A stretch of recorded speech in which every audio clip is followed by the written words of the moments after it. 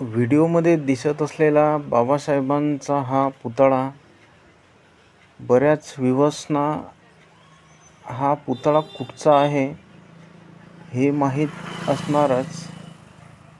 ते सांगतीलही. बाबासाहेबांच्या या पुतळ्याविषयी बाजूलाच पहाड डोंगर दिसत आहे आणि रस्ताही आहे.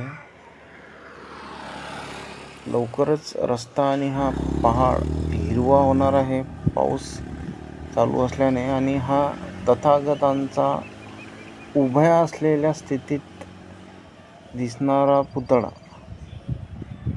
हे दोन्हीही पुतळे, या पुतळ्यांचं शूटिंग आम्ही फार दुरून घेतलेलं आहे, त्यामुळे त्या पुतळ्याची म्हणजे चांगल्या प्रकारे तुम्हाला दिसले नसतील.